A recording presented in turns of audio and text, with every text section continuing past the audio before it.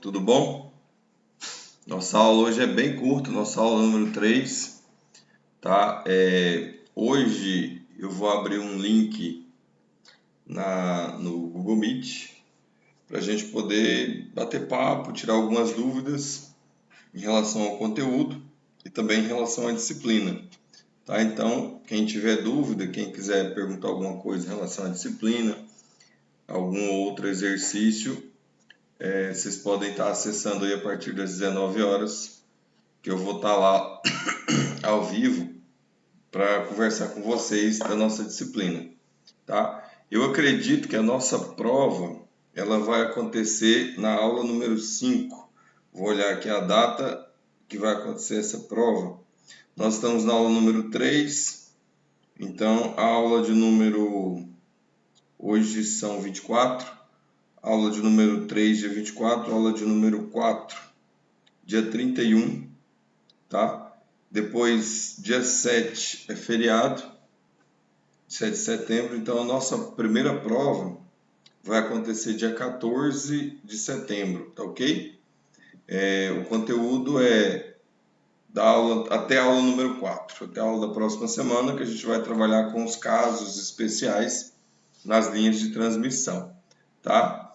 E essa primeira prova, ela vai acontecer de forma mais tradicional. Eu vou mandar a prova para vocês no arquivo PDF. Vocês terão das 19 às 22h20, 22h30 para estar respondendo essa prova, escaneando e mandando de volta para mim, tá? Normalmente eu deixo aí meia hora, eu posto a prova uma hora, meia hora antes, para que vocês tenham esse tempo de 1 hora, 30 minutos para poder estar escaneando a prova. Tirar uma foto, tá? Converte aquele arquivo em PDF, manda em PDF para mim, assinada, tá ok? Importantíssimo vocês assinarem a prova e mostrar ali o scanner da prova assinada, tá bom? Então vamos lá falar um pouco hoje das linhas de transmissão nas ondas eletromagnéticas. Da impedância de entrada, desculpa. O que é essa impedância de entrada? É a resistência que o sistema linha de transmissão mais carga vai oferecer para o gerador. Apesar da impedância característica ser uma impedância da própria linha em si, a impedância de entrada, ela mede também a impedância associada à carga. Então, seria toda a impedância que o gerador ele vai perceber quando mandar o sinal eletromagnético pela linha. Então, em parâmetros de modelos de circuitos concentrados, a gente tem parâmetros de circuitos. Nós temos aqui o VI, que é a impedância da entrada do gerador. Temos a impedância característica, que é da linha. Nós temos uma impedância de carga. E, além disso, nós ainda temos a impedância de entrada, que seria a soma de toda essa resistência, de toda essa impedância que o meu circuito gerador vai enxergar para estar mandando o sinal então para a carga. Então, configura-se todo o sistema de telecomunicação envolvendo gerador, linha e carga, né? A tensão, a impedância do gerador, a tensão de entrada, a impedância de entrada, a impedância característica, a tensão de saída e a impedância de carga, além da corrente de entrada e a corrente que chega na carga. E nós ainda temos o comprimento da linha. Esses são os elementos que vão compor o nosso sistema de telecomunicação. E aí, além desses elementos que compõem o sistema de telecomunicação, nós ainda temos as características das ondas eletromagnéticas que se propagam nessa linha, né? Que é a velocidade de propagação, comprimento de onda, constante de propagação, constante de fase, condutância, indutância, isso aí já é da linha, tá? Mas então, a gente consegue transcrever isso para um circuito como esse. Então, você tem aqui o gerador, junto com a sua impedância, e associando todo esse elemento, carga, impedância característica, nós podemos então dimensionar isso a partir da impedância de entrada, que é o que o meu circuito vai enxergar.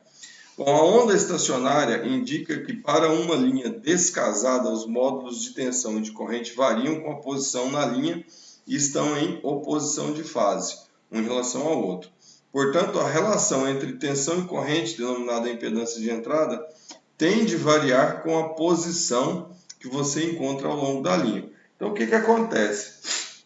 Impedância é a razão de tensão por corrente. Se você tem a tensão e a corrente variando ao longo da linha, então você vai ter uma impedância variando ao longo da linha em função desses valores de corrente e de tensão que você tem. Voltando aos cálculos, então a gente pode determinar que essa impedância, tá, em função do eixo Z, em função de Z, o Z que seria para nós o quê? O comprimento, a direção de propagação da onda, que é a medida da posição que você tem ao longo da linha. Esse Z vai variar de 0 a L, que seria o comprimento da linha. Você tem aqui, ó, tensão em função de Z, dividido pela corrente em função de Z. No entanto, essa expressão aqui, a gente já tem ela. Essa expressão aqui, a gente também tem ela. Inclusive, nós temos essas duas expressões em função do coeficiente de reflexão, que é o que vai medir a quantidade de onda eletromagnética que vai ser devolvida para o sistema. E, obviamente, a gente vai escrever essas equações em termos, né, da variável que a gente está definindo como sendo a variável em cima da qual a onda se propaga. Então, daqui para baixo é simplesmente uma reorganização matemática, no qual a gente pode colocar, então, a impedância característica em evidência, certo? Ficando aqui apenas em função do comprimento de onda, né? Perdão, comprimento de onda não, da constante de propagação e também do coeficiente de reflexão. Nós temos essa expressão que, levando em consideração que a impedância característica, né, essa impedância de entrada é a razão da tensão total, tensões das ondas incidentes e refletidas e da corrente total em qualquer ponto Z da linha, diferentemente da impedância característica, né, o Z0 da linha, a qual relaciona a tensão e a corrente de cada uma das duas ondas individualmente. Então, cuidado com essa comparação, né? Muitas vezes a gente é pego de surpresa definindo as duas grandezas de formas iguais. Impedância de entrada e impedância característica tem essa diferença padronizada. A impedância de entrada, tensão total sobre corrente total. Lembrando que tensão total é a soma da onda incidente com a onda refletida. E corrente total também é a soma da corrente da onda incidente somada com a corrente da onda refletida. Enquanto que a impedância característica, você mede o valor da impedância em relação à amplitude da onda incidente pela corrente da onda incidente e a amplitude da onda refletida pela corrente da onda refletida. Como que a gente utiliza isso em simbologia para representar? Onda incidente, a gente está chamando aqui, ó, tensão da onda incidente V0+, corrente da onda incidente e 0+. Tensão da onda refletida V0- e corrente da onda refletida e 0-. Existe essa diferença, né? Quando eu utilizo os valores da onda refletida, eu coloco esse sinal negativo aqui. Quando eu utilizo os valores da onda incidente, eu não tenho a necessidade de acrescentar esse sinal negativo. A impedância de entrada na linha de transmissão em Z igual a menos L é de particular interesse em múltiplos problemas de linha de transmissão. Por que ela é de particular interesse, pessoal? Nesse caso, porque ela se encontra no início da linha. Dependendo de como você determina o seu sistema de coordenadas, ela pode estar no início ou no final da linha. Isso é interessante por efeitos de comparação. Se você tem uma impedância maior na entrada com relação a uma impedância menor na saída, então você está tendo uma variação muito grande de tensão ou de corrente ou de ambos, e isso pode ser um problema para o seu sistema receptor, que seria a sua carga. Então vamos começar aqui substituindo, né, Z igual a menos L naquelas equações do slide anterior. Então ficaria lá Z de entrada em função de Z, que seria a posição da linha. Substituindo então esse menos L nas exponenciais, olha só o que a gente tem, tá vendo? Onde a gente tinha Z, a gente colocou menos L. E aí daria para a gente fazer agora algumas simplificações, recaindo aqui nessa equação em função das exponenciais, né? Colocamos aqui a exponencial em evidência, dividimos uma pelo outro, multiplicamos pelo inverso de uma, e assim a gente chega nessa expressão. Lembrando das relações de Euler, né? Euler afirma para a gente essa identidade, que a exponencial elevada a JBL pode ser escrita em termos de seno e cosseno, tanto a exponencial positiva quanto a exponencial negativa. Daí a gente pega essas duas exponenciais e substitui elas por seno e cosseno nessa expressão. Olha só o que a gente vai encontrar. Toda essa função matemática que depende da impedância de carga, certo? Depende da constante de propagação e depende da impedância característica da linha, ok? Fazendo aqui algumas simplificações, por exemplo, aqui foi dividido por cosseno, tanto o meu numerador quanto o meu denominador. Então, vocês podem perceber que dessa para essa, o termo cosseno some aqui desse ZL e desse Z0. E aqui nesse termo aqui, o seno em cima e o seno no meu numerador e no meu denominador, ele vira tangente. O que lembra que eu fiz aqui uma divisão por cosseno, uma divisão por cosseno. Para quê? Para simplificar um pouco mais a minha expressão da impedância de entrada na posição Z igual a menos L, lá da linha, ok? Pessoal, para qualquer linha de transmissão, eu posso escrever essa expressão dada pelo ULAB. Tá? O que seria essa expressão? Uma forma de que você possa encontrar a amplitude da onda incidente em função dos parâmetros do gerador, em função da impedância de entrada na linha e também em função da constante de propagação. Daí eu tenho toda essa expressão matemática, né, uma expressão empírica deduzida pelo ULAB, no qual a gente pode calcular esse V0+. Com esse V0+, com essa expressão aqui, eu consigo então fechar todos os elementos que eu teria como necessário para determinar uma solução, digamos assim, completa. O que é uma solução completa? Eu tenho um circuito gerador, eu tenho a carga e eu tenho a linha. Eu quero deduzir quais seriam as funções no domínio do tempo que poderia me determinar o comportamento da tensão ao longo da linha e também o comportamento da corrente ao longo da linha. Em outras palavras, como que essa tensão está variando ao longo do tempo na linha e como essa corrente está variando ao longo do tempo na linha.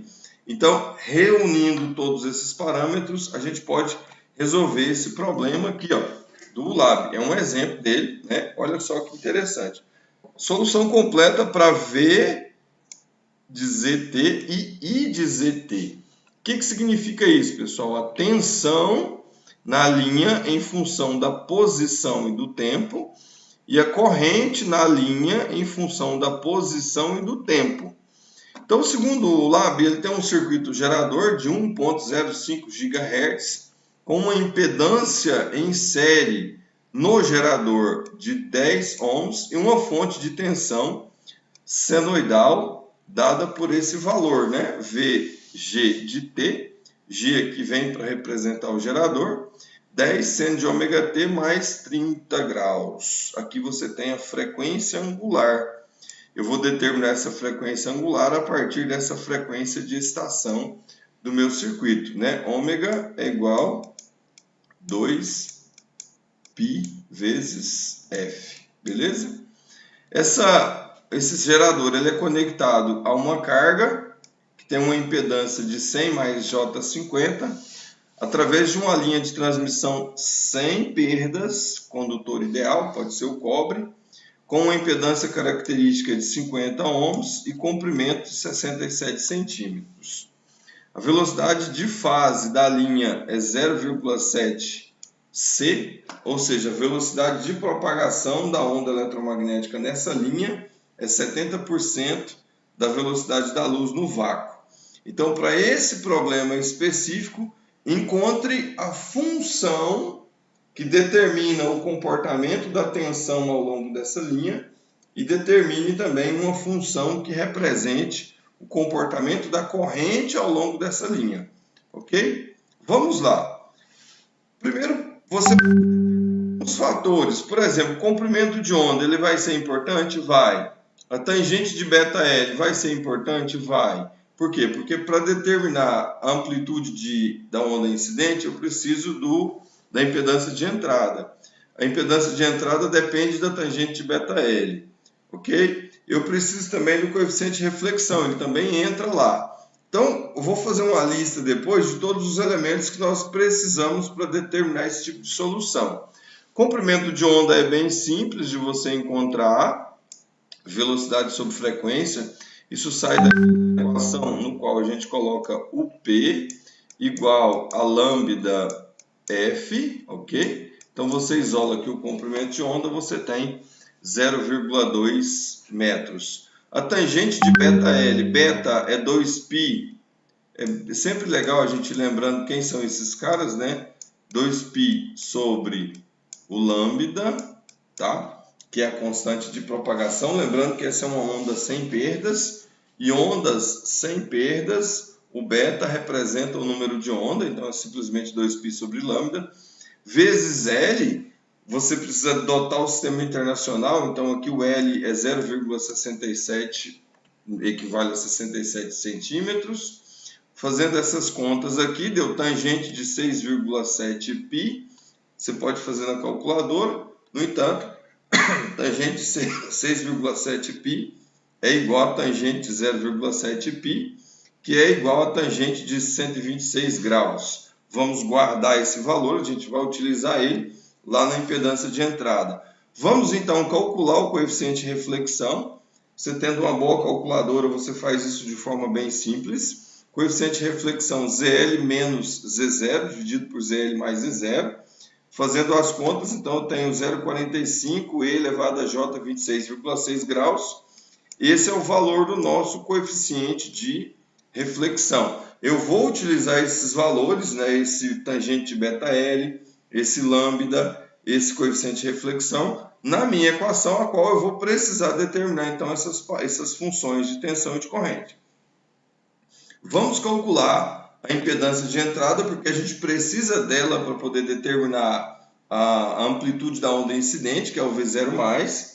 Então, substituindo aqui, olha, ele fez uma normalização aqui, mas não seria necessário.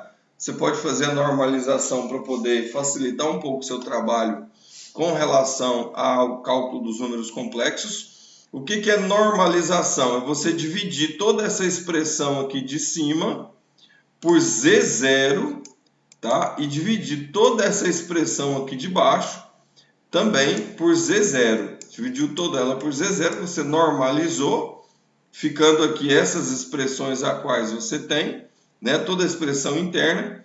Agora você simplesmente substitui o ZL pelo Z0, o J tangente beta-L, 1 mais JZL sobre Z0, tangente beta-L, ok? Substituindo todos esses valores, calculando o valor dessa tangente, você vai encontrar aqui uma impedância de entrada equivalente a 21,9 mais J 17,4 ohms. Essa é a impedância de entrada do meu circuito, ou seja, razão entre tensão e corrente em qualquer ponto da linha. Nós não podemos utilizar expressões na função seno para trabalhar com os fasores, isso foi visto lá no MAG 2. Então nós precisamos pegar aquela função lá do gerador, olha só, o 10 seno de ômega-t mais 30, converter essa expressão num cosseno, é só defasar em π sobre 2, tá? Ou somando ou subtraindo, tanto faz. Você tem o seno virando o cosseno, então dá 10 cosseno de ômega-t menos 60. Essa expressão é igual a essa, ok? Simplesmente que aqui está definindo em seno, aqui a gente está escrevendo em cosseno. O que é o nosso fasor tensão? É a parte real da transformação desse número aqui num número complexo. Então a gente reescreve esse número aqui, ó. Vamos reescrevê-lo utilizando as exponenciais, dá exatamente essa expressão, e aí a gente multiplica por J ômega T. A parte real, esse termo aqui, pessoal, a gente compara então com a mudança fasorial. Esse 10 E elevado a menos J60 é exatamente a nossa tensão no gerador na forma fasorial. Tendo isso, então, aqui ó, o V do gerador, né? 10e elevado a menos J60, pode ser escrito nessa linguagem, né? 10 fazor menos 60. Agora sim, você vai então escrever o seu V0+. Lembra lá que eu tinha falado que o V0+ é a amplitude da onda incidente. Para escrever essa expressão, a gente precisa da tensão do gerador na forma fasorial. Nós precisamos da impedância de entrada, da impedância do gerador e da impedância de entrada novamente, multiplicado por esse fator, o qual carrega consigo o coeficiente de reflexão e a constante de propagação. Beleza? Você vai pegar tudo aquilo que você tinha, tensão fasorial do gerador, impedância de entrada, a tensão do gerador, o coeficiente de reflexão e a constante de propagação. Você vai substituir tudo na expressão da amplitude da onda incidente, vai fazer esse cálculo até você chegar numa expressão bem simples, parecida com essa aqui, ó. Não tem segredo daqui para lá, tá? É simplesmente cálculo que você faz utilizando uma ferramenta numérica, uma calculadora ou um programa. É cálculo matemático, tá? Você então conclui que você tem uma amplitude da onda incidente de 10,2 e elevado a J 150 graus, escrito na forma, né, na linguagem fasorial, 10,2 fazor 159 graus volt, porque a gente está determinando uma amplitude de tensão.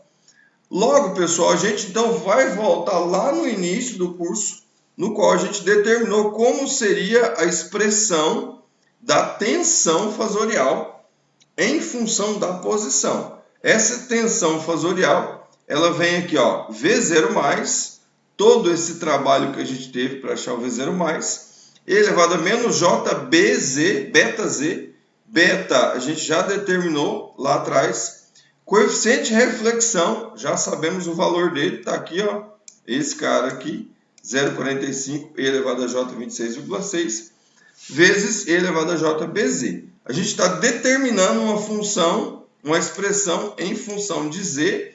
Então aqui o Z ele se mantém na equação, né? Obviamente.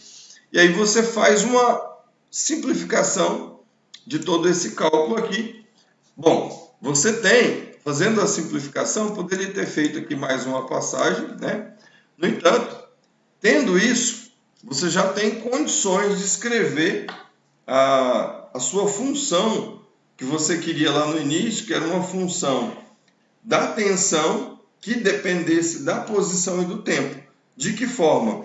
Extraindo a parte real de quem? Daquela função fasorial da tensão do slide anterior. Isso aqui é uma regra fasorial, certo? Quando você quer passar desse domínio do tempo para esse domínio da frequência. No entanto, nós temos o domínio da frequência e precisamos do domínio do tempo. Então, só substituímos. Lembrando aqui que a conversão desse número em função trigonométrica, ele vai trazer contigo o cosseno, o módulo, né? Cosseno mais o módulo J seno. A parte real é a parte que nos interessa, então por isso que a gente colocou aqui embaixo só a expressão que depende do cosseno. Olha só, 10,2 cosseno de ômega t menos beta z mais 159 graus, mais 4,55 cosseno de ômega t mais beta z mais 185,6 graus. Isso recai do cálculo feito aqui em cima. Você poderia ter substituído esse ômega também, tá? Não tem problema substituir, que é uma constante. E também poderia ter substituído esse beta. Ele também é uma constante, ele está lá atrás. Então essa aqui, ó, essa expressão é a função que representa a tensão que se propaga, né? A onda de tensão que se propaga através dessa linha de transmissão.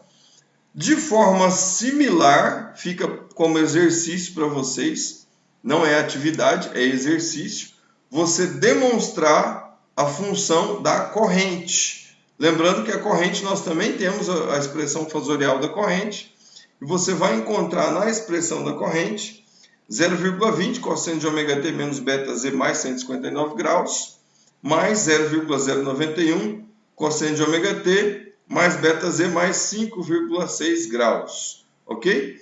Olha só a diferença das fases, né, da corrente e da tensão. A primeira expressão, que é a da onda incidente, as fases coincidem. No entanto, a segunda expressão, que é a onda refletida, as fases não vão coincidir, porque nós temos diferenças de perdas entre tensão e corrente.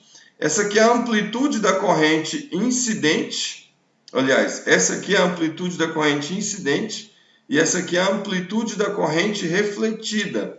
A mesma coisa acontece. Amplitude da tensão incidente, amplitude da tensão refletida. Notem que está vendo uma certa quantidade de perda, mas o ideal era isso não acontecer. O ideal seria, pessoal, para efeito de telecomunicação, você não ter essa parcela aqui, ó. Essa parcela é ruim para o sistema de telecomunicação. Essa parcela representa a onda que está sendo devolvida para a linha. Isso é muito ruim para efeitos de impedância na linha. Beleza? Atividade da aula de hoje, o exercício 8.21 do Lab, muito parecido com esse.